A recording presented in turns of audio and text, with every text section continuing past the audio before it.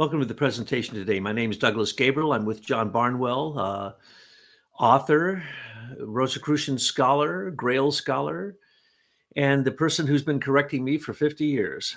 That's the reason we have him here today. Hi, John. How are you? Oh, I'm doing wonderful, Douglas. And as we were discussing after the first part of this particular episode, uh, it in these latest endeavors, they seemed like as if everything is leading up to what we're doing right now. And so I really relish the feeling that brings out, because it's really you have to open up your feeling nature to be able to find what we're talking about here. You can't just intellectually pursue it.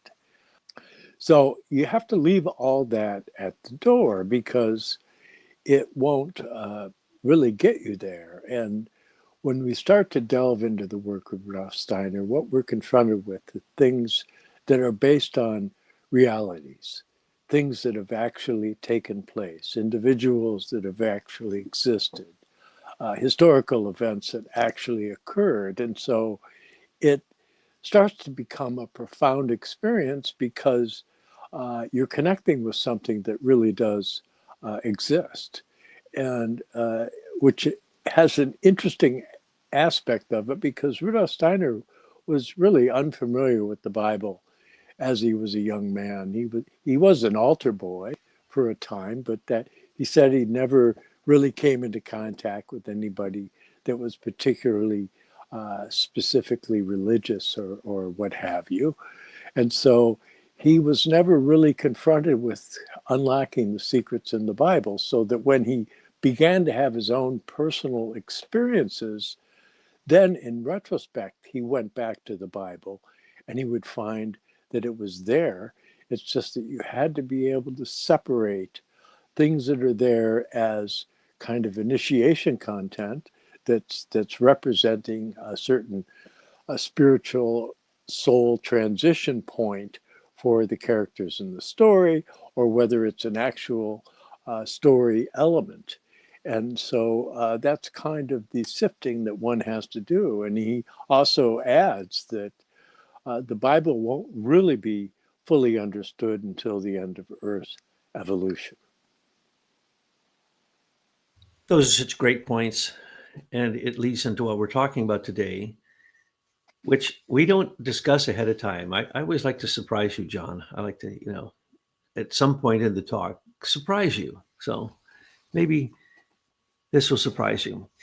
As John just said, or indicated, we could make a list. And if we put a bullet point by it, we think we owned it. And if we put a number by it, then it's ours. But it doesn't mean anything. So this is a chart, right? And so, these, look closely. These are the incarnations of St. John the Baptist, St. John and John the Baptist. But what good would that do you to have a nice list? Well, Steiner said that there was two types of people, cosmologists and then those who feel it through their heart. And John is constantly pointing to that, with the heart. It has to come, and he says feelings. Now, when you say feelings, some people go, feelings, I don't do feelings. Well, because they don't do higher feelings. Okay, moral feelings, folks. Try to have moral feelings, feelings that have consequences in reality. For instance, the new book that's coming out called about Scythianus and Manu, well, you can go there and examine the record, and you won't understand it. Then you can read Rudolf Steiner, and then go there and read the record, and you will understand it, and you'll go, oh, how did he understand all of these things? Who knows? But just like Christian Rosenkreuz as the wondrous child, and in Steiner in the grail triptych of Anime von Richter, which was supposed to be at the centerpiece of the Johannesbau, his first building, because everybody in those days, until you look up what is currently happening at the time, you don't understand Steiner, okay? At his time, everybody had a club. And these clubs were magnificent. There were buildings that had all the Egyptian symbolism or Persian symbolism, all this, eclectic, syncretic, cool stuff, and theosophists and spirits. It was amazing. So they said to him, well, how come we don't have one? So he created the underground temple so no one could see the outside. I can't explain any of these. Please don't ask me to. But anyway, they're underground, and it has some of the similarities of the first Gertianum, but not really. And at the very centerpiece is supposed to be this magnificent painting, a triptych, just like the triptych of what is it, Eisenheim, the one that healed people of the disease from the rye argot, the dancing disease. This triptych was supposed to heal your spiritual being and show you the past, the present, and the future. And from that, like the old time through the mystery initiation centers, the images or the symbols or the mandalas or the beings, like in Tibetan Buddhism, the deities that you're worshiping, which they have an imprint on you. Okay, if I show you this imprint, which I held up, and you have a list, it's dead. You have to understand what those things mean. And to understand each one of the beings, let's say we numbered them, and John in this new book, which we have out, Saint Germain and Master Jesus, which is not what you probably think unless you're an anthroposophist. And if you are, then this should be giving you some of the pieces to the puzzle that you've never been able to find. Because in this book, I had John's agreement to use something he'd written before about all the lives of CRC, but every reference to it. And then Steiner quotes that go right along with it. So as you read this, it is the single most complete, unless some of your new books have this in it, which I don't think they do. This thing that you wrote is, I don't remember, maybe you could tell us the history of it, but when you wrote it, it should be a book unto itself, because it's the biography of CRC, which is a key biography for all humans to understand if they want to embrace their humanness. And so you have here, through these pictures, these engrams, we call them, the schemata, they'd call them with electrical, or they'd call it systems programming in modern MIT talk, or they'd call it set and subset, descriptions of everything. All these, it depends on the way that it's presented to you. If the knowledge, when you were a Greek, and shocking people, I mean, this is going to shock you, but this is the kind of thing that happened in the ancient mystery initiation centers, but they experienced these as beings, not just as what I'm going to say. What I'm going to say is going to mean meaningless to you. You will laugh to think that this was mystery initiation wisdom. But in the height of the mystery initiation centers of Aloysius, what did they show? They showed a burning fire above you, opening up, and that's the sun. And then they hold up a shaft of wheat. There you go. You got initiated.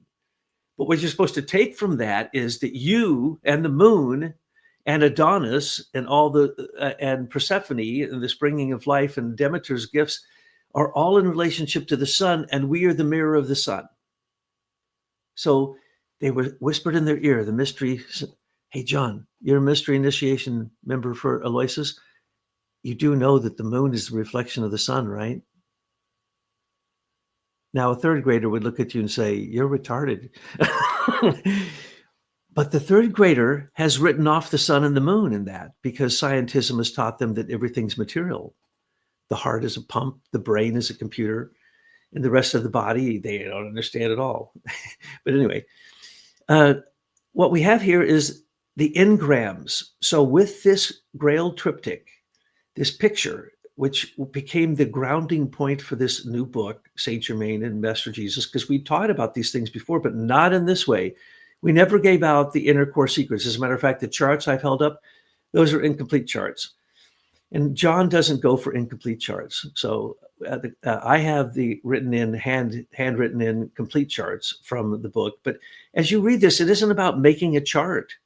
It's about understanding history, spiritual history, as we call it, truth history, in terms of one of our, projects. But in terms of these books, this is anthroposophy through and through. Nobody's speculating here. And if I speculated once, he would have put a footnote. There was no speculation. You take the words exactly as they are. And when you read the words, no matter how many times you read them, if it's mystery, initiation, wisdom, you may get a completely new insight that blows your mind, no matter how many times. Does not matter. So that's what's really going on here, is we're trying to show you through Anna Mae's picture the grounding for St. John, the divine, who was Lazarus raised, who had been previously in the court of King Solomon. Now, in that court, there was only three people shown: King Solomon, the Queen of Sheba, and Hiram Abiff. You got to read the book to get this, because I'm not going to just blurt this stuff out. Because if you don't look at this picture, let me tell you the history of this picture for me. I came across this picture as a young anthroposophist in the Glass House, one of the surviving buildings that Rudolf Steiner personally built for the first Goetheanum, and I was working there.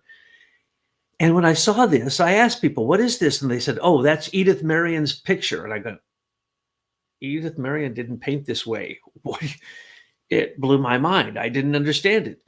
So I asked for years, and somehow someone gave me a copy of it, but with no explanation. And after many years, I can't remember how many years, I got a German copy of the letter that was always stuck behind this copy of these pictures. So if you didn't have so I had to get a German translator, a really good one, because this is the most complicated text you'll ever read, because it's sheer anthroposophy in I don't know, shorthand or something. So this text of this German on the back of this picture tells the whole history of mankind using these characters who show up in the triptych.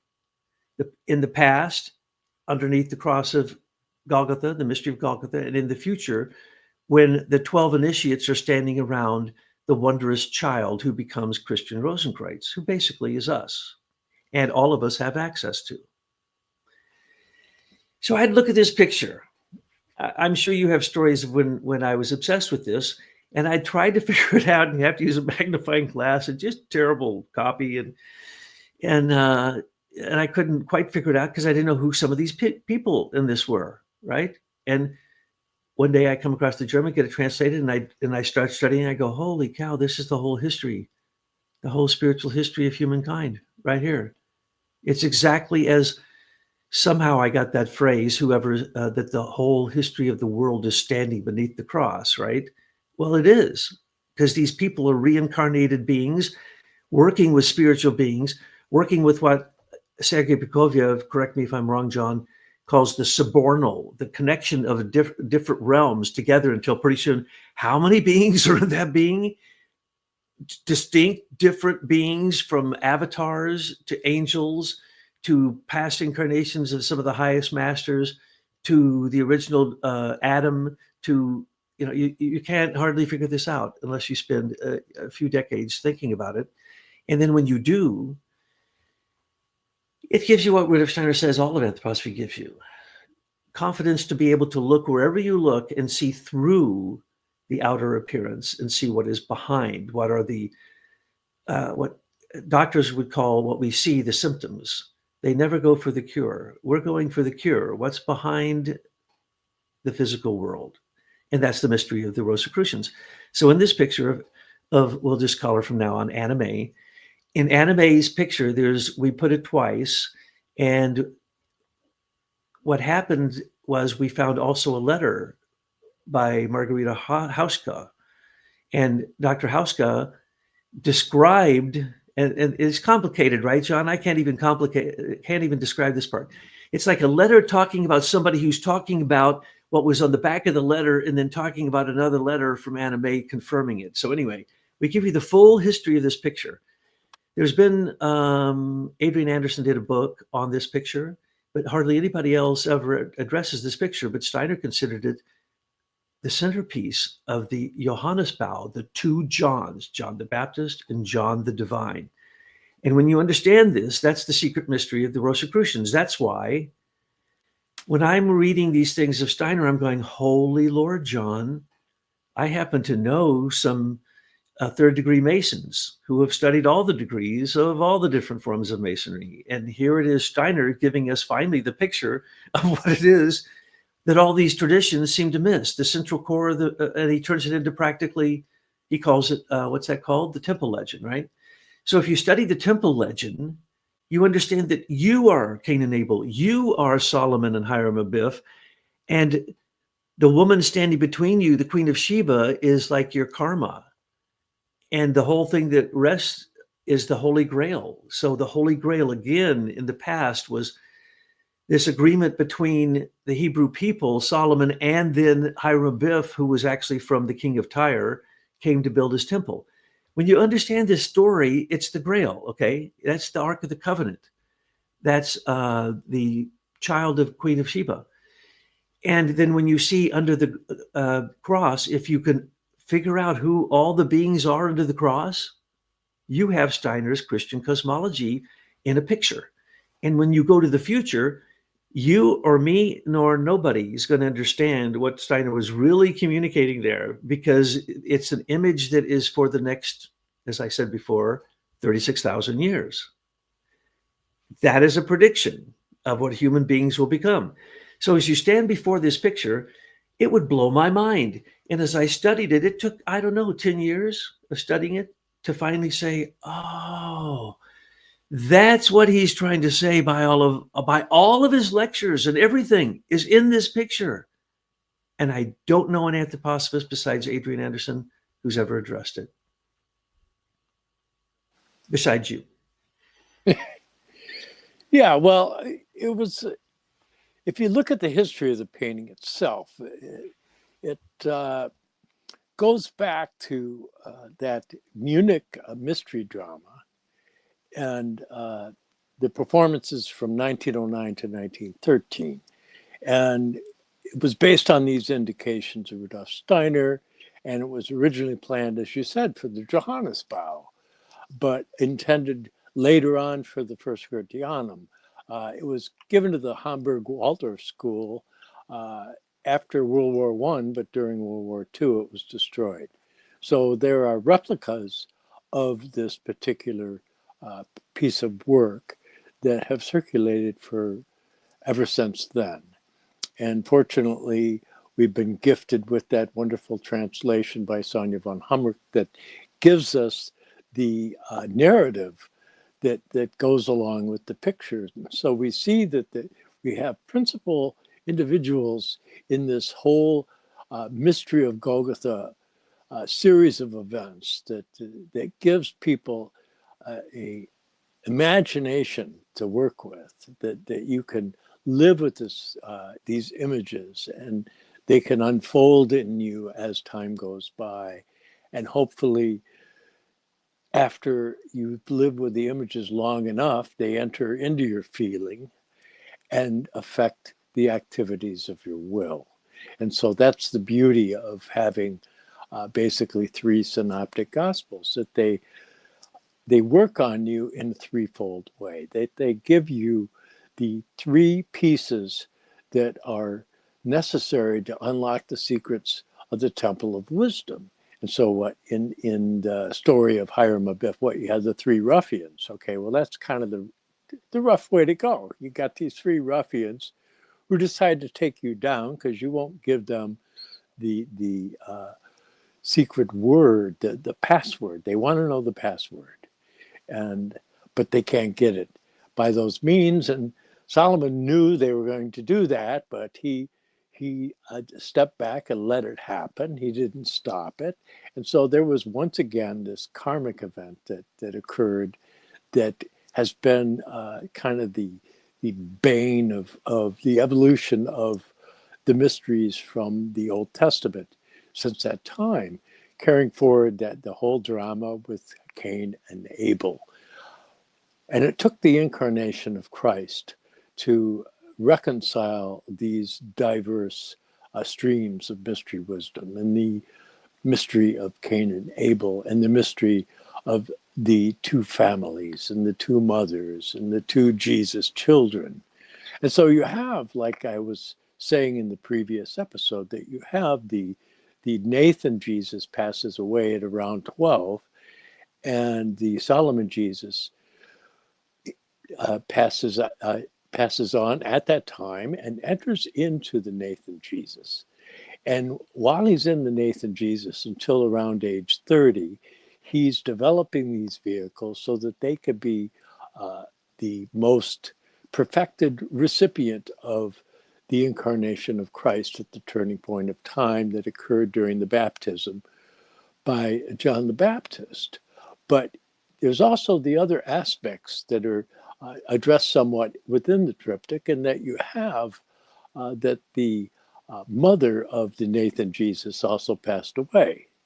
And so you have that whole merging of the two families, because the other father, Joseph, passed away, and the two families came together. And so you have later in life, you have the Jesus of Nazareth, who's discussing with his stepmother regarding the details of certain events that had taken place in his life.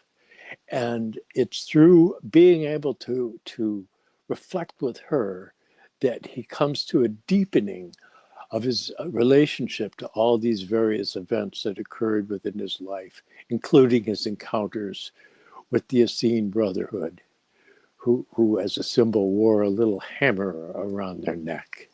And so you have all these secrets that can be unlocked through contemplation. And that's the point of it, is that you have a capability of imagination. Rudolf Steiner says, you are clairvoyant. You just haven't perfected your vehicles to be able to have an experience of that clairvoyance. And so tools such as these can be very, very helpful in that regard. I am so glad you said that. That was well said. And it takes my breath away that you were able to summarize that. That would blow away anyone who studies anything to do with Christ or the Christian religion. That's esoteric Christianity. Now, once you know that, you go, well, where do I see that? You could go back, you look in paintings, you go back and you look in traditions, you go back and you look in all these different places and you go, it ties them all together. Same thing would be true with anything that Rudolf Steiner was addressing. He went to the heart of it and he told you that, and it's still good 100 years later, still good probably 1,000 years later. And in some predictions, all the way to the end of the earth, what we would call. Yes. Now, once you understand that it's all a bunch of beings working together, some are invisible, some are higher, some have been human in the past and went into higher realms, and all of those are working through you, then you can understand how things like this can happen. That a certain being who had 10 incarnations in Persia, or an Aryan priest king, Zarathustra, was able to preserve his bodies time after time. But if you're a very high initiate, after you die, your etheric body doesn't just dissolve. It's been so perfected in some realms that the perfected aspect lives on. And where that lives, we could debate. There's a lot of new theories about that. But in fact, it lives somewhere and then manifests somewhere in the Akashic record. And so Zarathustra was able again and again, from incarnation to incarnation, to remember what he'd known before, and therefore was one of the wisest beings who ever lived, and was, of course, a student of Banu, and was a friend of Scythianus.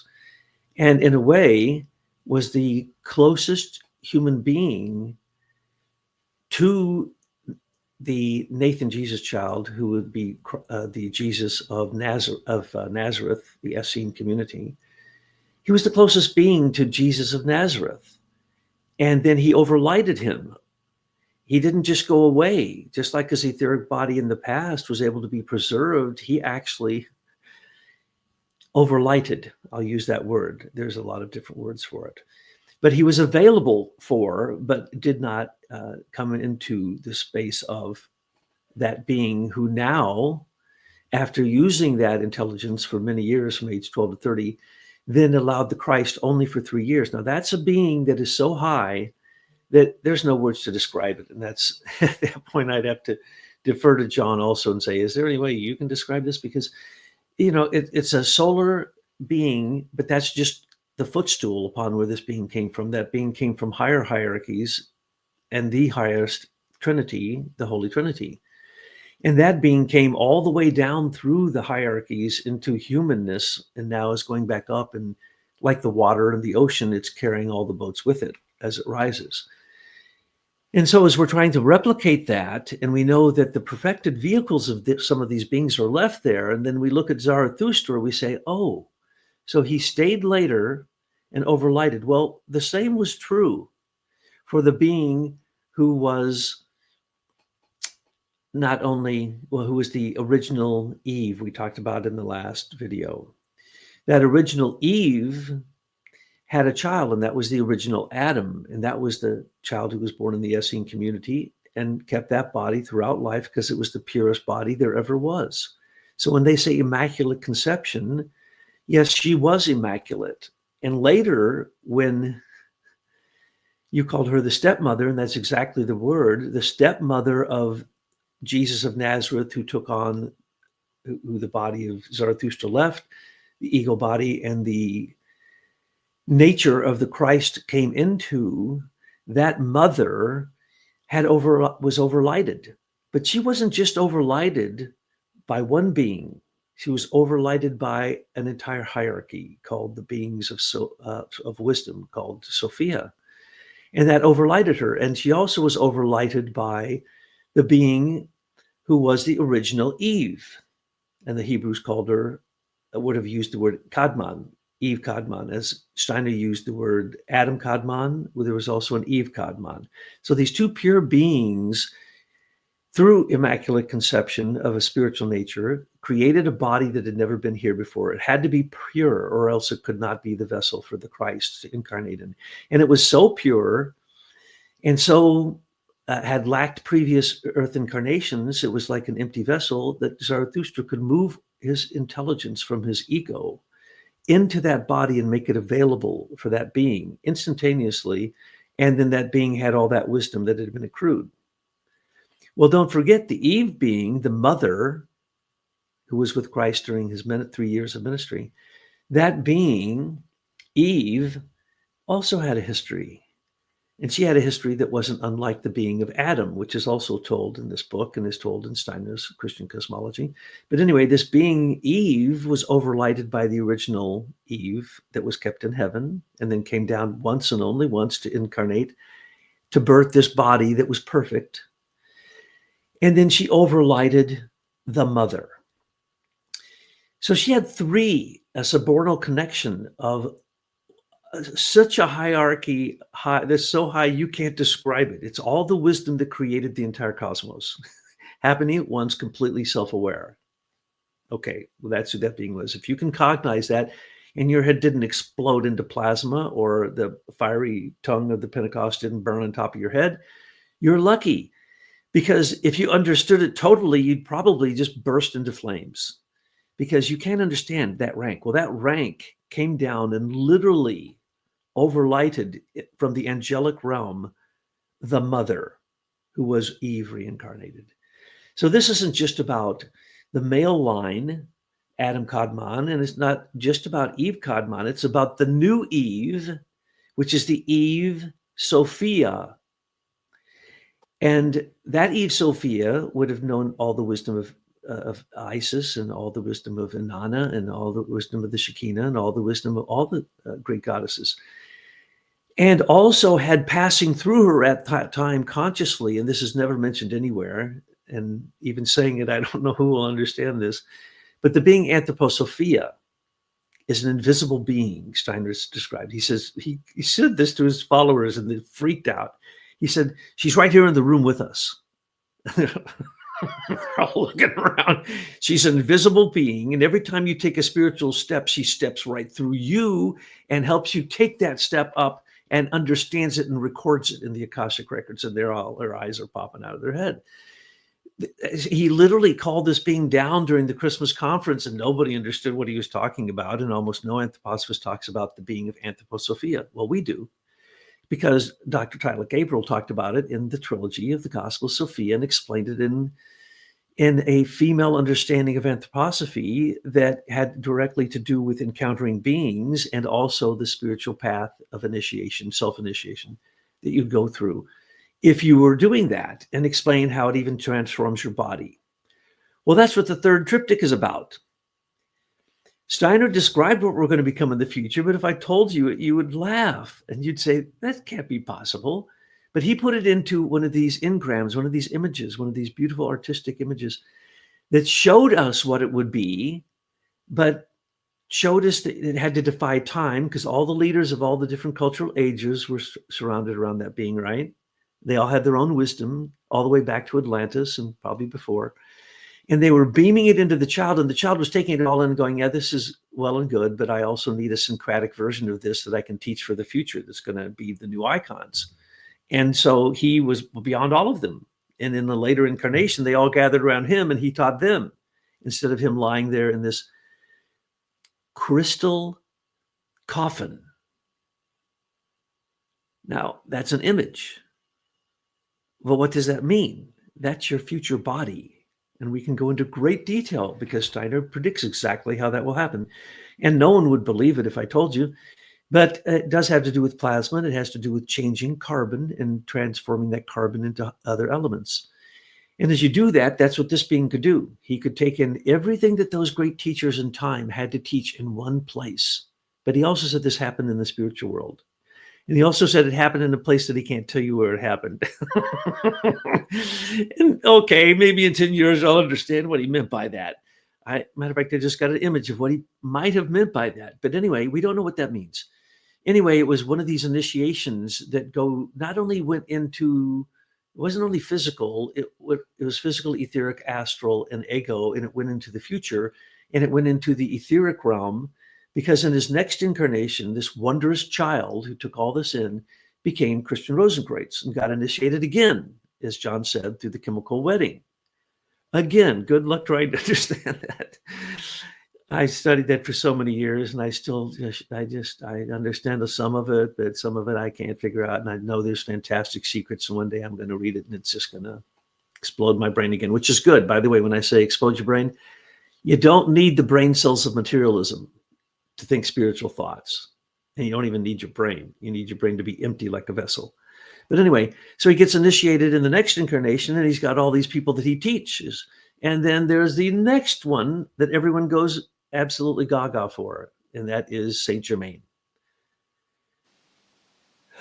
If you were Saint Germain, of course you were probably, I'm spiritual. I must have been Saint Germain in the past, right? How many people have you met, John, who really did believe they were Saint Germain? And how many people have written books and had cults and cults of the personality? And when you get to the secret inside, it's, I'm Saint Germain. Okay, what does that mean? It means that perfected body is available for many people at once. And so people with pseudo clairvoyance, and they rub up, they can't quite understand Christ in the etheric, because that would, of course, set their brain on fire and it explode. And your heart, your heart would just go out to the edges of the universe, and then your brain would explode. So they can't understand Christ. So they understand Christian Rosenkreutz, who was the human, who was not such a nice human, who went through many incarnations, but through Christ was raised from the dead. He was Lazarus, raised from the dead, John the Beloved. And he was previously Hiram Abiff. And if you go into Masonry, like some people I know, you learn that it's all about raising this person from the dead. You go through 3 stages, and in the end, they give you this special handshake, and they raise you from the dead after they kill you. Don't forget, they kill you first. And then they raise you from the dead, and then you go, oh, I'm immortal. Okay, well, you can do that in your head right now. Okay? Reincarnation. You're reincarnated. If you know that, bingo, bango, you're enlightened, and you know that you're immortal. That's the whole point of enlightenment. So what did Christ teach? He's immortal. After he died, he was awake and went to hell and told those people who he was, and then he came back up, and then he told everybody again for 40 days who he was, showing that he had the magic plasma body that could pass through walls and do anything he wanted and appear whenever he wanted, and multiple people. It's some magic thing that's far beyond matter, right? And so spirit's beyond matter, and I call it plasma, but that's just because the new theories of plasma allow that. And it's 100 years later that Steiner talked about it. And now I can talk about it. So anyway, Christ in his resurrected body, you could call it, was able to do all these magical things. Well, Christian Rosenkreutz is said to be able to be a master of music, a master of purifying gems, a master of tanning reindeer hide, a master, you name it. He traveled he was from the Rakowski family, traveled literally, they say, from Transylvania, what's now Transylvania, through Europe. He was considered royalty everywhere, and whatever their problem was, he solved it. Whatever their biggest problem, first thing he asked, what's your biggest problem? And he did different things everywhere because he had so many capacities. He had infinite capacities. And he was behind the scene. He didn't need to be out in front. And he inspired many, many people and lived alternately with Saint Germain, or CRC, lives alternately with the Master Jesus or Master Zarathustra. Every 100 years, one of them needs to be incarnated to be grounded in this realm. That's the inner secret. The ultra inner secret, or the what do they call that? There's a outer, inner, and they call it super secret. But anyway, this is the super secret. Is that we incarnate, and Christ incarnates all the time. He's in the etheric. The resurrection body's there. He's still doing magic, and we can replicate that by simply coming into resonance with it. That's really the inner secret. And so you can see that on the other side of matter, there is spirit. And that spirit is not just the plasma in the universe, which is just the lower level of that. There's also the invisible dust clouds of plasma. But beyond that, and there's the stars, and beyond that is the astral. Well, you have an astral body in you. So your astral body goes beyond the stars. It goes into an invisible world, and it penetrates this world because everything's in a continuum. There's no frontal speed of light. You know, there's no looking into the stars and you're looking into the past. It's complete nonsense. You're there. That's all you. It's all in you. So when you can realize that you're everywhere at once, then this body, is just, you look at it and you go, well, why am I even in this? Because you're down here in the physical plane. Has to be a duality. So you have to have ether and you have to have plasma. Christ needed the mother, Eve, the human Eve, who could carry the wisdom of the world, to carry the weight of his understanding of the wisdom of the world, or he couldn't become blank and empty like a holy grail, a vessel, to go get baptized and receive the Holy Spirit. And the Holy Spirit is what we're describing. All these people, bodhisattvas, avatars, they're all inspired by the Holy Spirit, which is an emanation of Christ. So the way Steiner describes it is there's Christ is in the middle, there's 12 bodhisattvas around them. In the far triptych, the triptych of the future, we have the 12 hierophants around the wondrous child who only lived to a very young age, but as he did, he literally turned transparent. Well, this is a trick that can be taught to you by the Tibetans. They can turn invisible. They can have a rainbow coming off their head, that they can have the Pentecostal fire. That's nothing. They almost all do that when they go back like this, and they start channeling their lineage, right? It's not them, it's a group soul, so it's a higher thing. Well, you can go into the future group soul and get that higher thing through understanding this process that we've shown you in this book. Because Saint Germain is who we were supposed to be. And if you want to know who we were, you should know who the Master Jesus is, because he tells you all about the past. He was the past that brought it forward so that Christ could take the past and create something new and go in the future. And that's what those 12 hierophants had to do around Christian Rosenkreutz when he was the wondrous child. They had to pour all the wisdom of the past because they had met before, earlier. And Manu, Scythianus, and Zarathustra met with Mani. Did he also meet with Buddha? I can't remember. Anyway, he met with these great masters and they said, how are we going to preserve the wisdom of the past? How are we going to carry forward that wisdom so that it's somewhere available in the etheric? And to really imprint in the etheric, you need to do it from the human realm. You need to do it with the human body because we are the perfect image of the cosmos. So you can't just go in the cosmos and imprint this, or scientists would have learned how to explode that by now. You have to do it through the human body, through the human heart. And when you do this, you're actually contacting your capacity through your own DNA, because everybody's connected to everybody. We all go back to three Eves from Africa, and they go back to Lemuria, which goes back to very, very few people. So we have in our DNA the complete memory of all of this. And we even have an etheric version of the entire cosmos.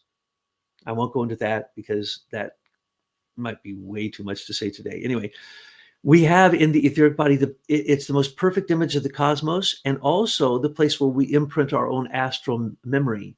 So when someone dies, their astral, their ego goes out, their etheric usually dissolves. But when you're a great master, a bodhisattva, you're a Manu, you have been overlighted by an angel, a subornal connection between, the angels, archangels, archives, and then these powers, mights, and dominions, and even higher beings.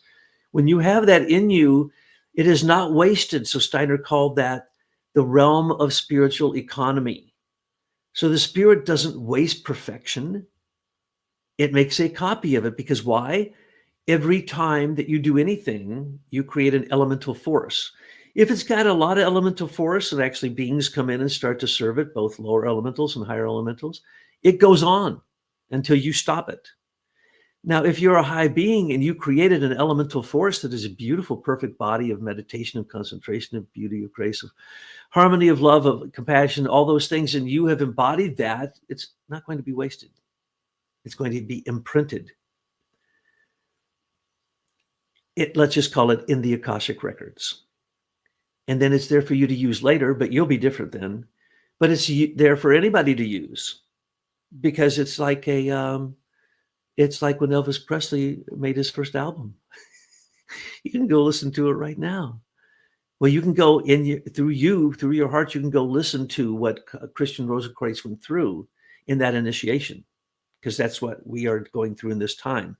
Are we really going to be able to not only be ripped into 3 parts, but are we going to be able to be ripped into 12 parts and still be cohesive? That's the question.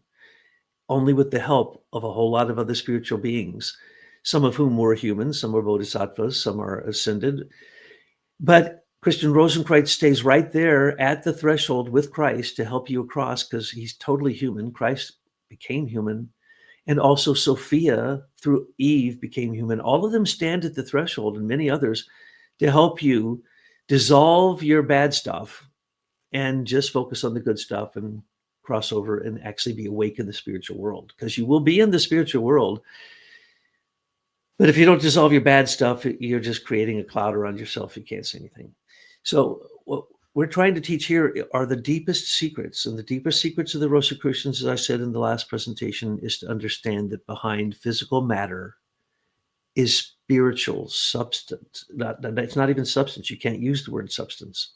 It's nothing that you can think. It cannot be earthbound. It cannot be mathematical.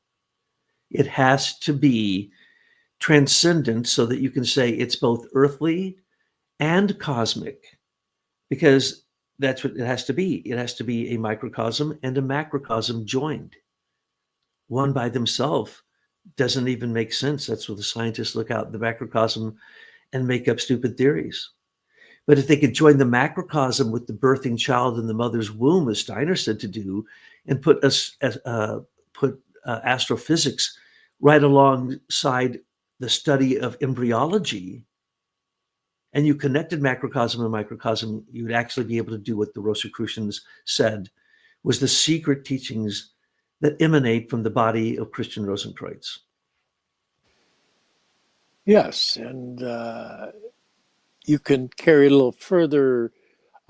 There's an interesting legendary account that Carlo Pietzner used to share on rare occasion when he would come here and teach over at the Waldorf Institute, a teacher training of which Douglas was the protege of Werner Glass, who was the head of the Institute. And so that was our milieu back in the late 70s into the early 80s and for many, many years. But Carlo Pietzner would come to town from Camp Hill, and he would tell a little story about the child of Montsegur. And it's quite a fascinating story. I've never seen it told in any books. In fact, it's not even included in this one. I just thought I'd mention it in passing to give you a little kind of a breadcrumb to lead you a little further down your path of exploration, because it's very interesting in that there are other people that I have posited different versions, but I tend to trust someone like Carlo Pietzner, as he is such a key individual for my personal growth, and I know for Douglas as well. So when we look at this and continue on into this whole legacy that has been given to us, this golden legacy, that we have to understand that if we can bring ourselves to comprehend who the people are at the foot of the cross and what they are attempting to bring into being as it unfolds in the future. That's really the key for understanding many of the aspects of the mystery of Golgotha. And Rudolf Steiner says it's important to understand that the mystery of Golgotha only occurred one time.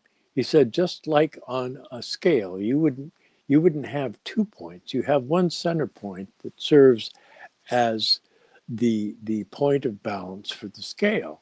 And so you look at that and you realize that of course that makes perfect sense, as it happens so many times when studying Rudolf Steiner's work, that he gives you an example. At first you might seem rather confused, or that it's a little too quixotic for you. And then finally you get to understand what that word quixotic means, and you gain a deeper entry into the significance of what he was trying to tell you. And so that is the nexus of this triptych, that it's meant to be food for thought, and it's something to be held as a private meditation, and Rudolf Steiner was somebody who could speak so openly about so many things, but yet he always would add the caveat that there are many things he couldn't speak about. And so he left it to the future to unfold some of these other arcana that are encountered on this path of initiation. But one key for understanding what he did accomplish is when asked as to how he came about to address all the topics he did, he said, well, people asked me. And so it was a result. Every lecture he gave was a result of a question that someone had asked him, that he didn't like arbitrarily decide he was going to do this or that or the other thing, but that he would wait until it was asked of him by somebody in the external world. And so you have this whole idea that you have an inner relationship to the universe, an outer relationship to the universe, and that there's this whole mystery of how these two come together and how they unfold. And on one level, you could say that is the way in which the mysteries of ancient Greece and the mysteries of the Old Testament, that they come together and they converge to where you have the perfected beings that are represented in the Old Testament coming together with the imperfect beings that are also present in this world, and that those beings that are playing catch up, so to speak, those retarded beings, they bring a lot to the table. And it took a St. Paul to be able to unlock some of the relevance of the Greek culture and the developing Roman culture at that time to be able to embrace Christianity. So ironically, it wasn't really through Judaism that Christianity spread. It was really through the world of the olive tree, the language of the Koinoid Greek, and the whole mystery streams that converged in the ancient world, that gave people the type of concepts that could help them understand the mysteries of Christianity. But he said, in actual fact, that the spread of Christianity was due to very simple souls that had very sincere and open hearts. And so you're left with some real dilemmas here in trying to come to a deeper relationship with this subject that we all love so much. And so I just want to pass off to Douglas here and see what he could add to that. Well, I think of Jeshua ben Pandira. When you talked about the confusion that so many of them have, some will say that Jeshua ben Pandira was Jesus and that there was no Jesus. That's one theory. And he was the leader of the Essene community. And since John the Baptist was an Essene and Jesus, supposedly, of Nazareth was an Essene, then they just say, oh, no, there was no Jesus. He wasn't even a man. They have discarded him altogether. But Rudolf Steiner points out that when Gautama Buddha ascended under the tree, he became Gautama Buddha, Siddhartha Buddha, Prince became enlightened under the Bodhi tree. At that time, that was the best that he could do because it was before the incarnation of Christ. So he understood the 6 stages of compassion leading to love. But love is not a feeling. Love is an action that moves through you. Love is Christ. Love is what keeps the whole universe going. So when Christ was born in the humble manger, Buddha was still hanging out. Why wouldn't he? For the greatest being who's ever incarnated. He only had to wait 600 years. And then what happened? He had to get involved. And so he got so involved with the Christian stream that in the end, CRC asked him, would you please go to Mars? Human beings are becoming so violent and aggressive. I need your help to calm them down. And this is what Buddhism can do. If you haven't tamed your physical body, then you need the teachings from 2,000-3,000 years ago, and you need to get your body together. So all the systems are all connected. But the Maitreya Buddha took over as a bodhisattva when Gautama Buddha went to Mars, probably even before then. And this new being, Maitreya Buddha, will be the Maitreya Buddha in X number of thousands of years, depending upon human evolution. And the amazing thing about that is, as you're a bodhisattva, you have to go through many incarnations before you can be a Buddha, according to that system. So that is thousands of years in the future. But during that whole time, all of the beings from the previous lineages that are caught up to modern time and can look in the etheric realm and see Christ appearing in the in the etheric realm through the astral body, through their own angel. If you can contact your angel and look through your angel, you will see Christ in the etheric, no matter what tradition you are. So what is it that the Maitreya Buddha teaches? How do you recognize the Maitreya Buddha? He teaches the same exact substance as Christian Rosenkreuz, the cosmology, the microcosmic cosmology of Christianity, with Christ becoming not only the Lord of karma, the Lord of reincarnation, but the Lord of the world. Everything you eat and drink, if you are a true Rosicrucian, becomes the body and blood of Jesus of Nazareth turned Christ Jesus. So these are the deepest mysteries, and we can say them in all kinds of mysterious ways because we don't have, endless time to describe it in great detail for you. And if it did, we'd have to go back and show you in the books that you might have been reading all your life, that it's been there all along. But when it's pointed out to you, it becomes a revelation. And that is the beauty. I say that the most developed Christian cosmology in the world is through Rudolf Steiner. Is there a way to get it? Can you go through his Christian community? No, the Christian community and anthroposophists are like the difference between those who are doing it for devotional heart purposes and those who are doing it for the mind to make charts. But in between is art. And that's what Anna May has done. She has put into this astounding, this must have been an astounding painting. It must have been huge. They say it was huge. I don't know. But if I look at that long enough, the past, the present, and the future become one. Well, isn't that the whole intent of knowing that you're an immortal being? Is that you understand the past, the present, and the future are all connected. You can't die. Isn't that the message to everyone under the cross, at the foot of the cross? Isn't that the message that their karmic and reincarnational path and destiny of providence proves out in the way that is so perfect that you have to say, oh, now I can see how karma can mitigate what I think in the moment may be horrifyingly awful, because I'm locked in the moment. I'm locked in a linear time. But once I get to the realm of the spirit of duration, and I can see the past, present, and the future, and I can know that's true for me and true for all beings, then we start to see through. And so Rosicrucians, followers of Christian Rosenkreutz, in the end see the rose on the cross, or the seven roses, as the seven planets living. They're not dead. And when you can control the forces of the seven planets, and you are in your center, your heart, the sun, and you're on the cross of the world, which is not pleasant. The three-dimensional world is not a pleasant place. And you then transcend, because what transcends, if you look at the rose cross, what should happen? You should smell roses. And the roses take you directly into the spiritual world. And that smell will come, as my wife can demonstrate or tell you by demonstrating to you that she was there and has witnessed it many times, that the smell of roses accompanies moments when we take big spiritual steps.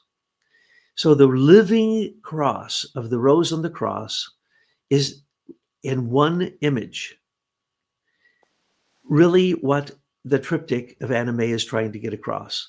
And without the grounding of the excellent work John did on the many things Steiner said about the incarnations of these beings, and you'll only get that in this book, and also if you, in other parts of other books of his, he has some of this stuff for you. And so you can get it from that, but it'll take you some years of meditating on it, and no matter how you go about it, to understand it in its fullest ramifications. So when they would say the two Johns of Jerusalem, so it would mean nothing to anyone. But if you say that to a master mason, and you reach out your hand and you show a grip and a sign, then they know you're ready to go to the next level. And really, that's what the Holy Grail is about. It isn't about you find a physical object and now you're holy. No, it's about a stage of going up a 7-story mountain to the summit. And when you reach the summit, I assume that you'll see other summits in the distance, which you'll probably have to go to the valley again to go up to them. But the point is that it's an ever-ending opening. It's the doorway into the spiritual world is not an easy one. It takes you looking at yourself saying, could I be a Cain? And in my relationship, is my partner able? You have to ask yourself that. You have to ask yourself, what would you do if you were these beings under these circumstances? And those are the archetypes that live in you naturally because you're in a physical body. So through initiation, they take you onto the quick path to open you up to look at what then arises out of you. Initiation doesn't take you anywhere. You're in a sepulcher. You're in a tomb. You're in a coffin. It doesn't take you anywhere except yourself. Now, can yourself go out to the edges of the cosmos? Absolutely. Can all the time, every time you go to sleep. But you're just not conscious of it. So when you become conscious that you're a being that's as big as the universe, and that we all interpenetrate each other along with bodhisattvas, avatars, Mahatmas, Manus, angels, and all the hierarchy, and that they're all working for your advancement, then you realize that the ones who count are on your side, and the other ones are part of Maya. They're part of illusion.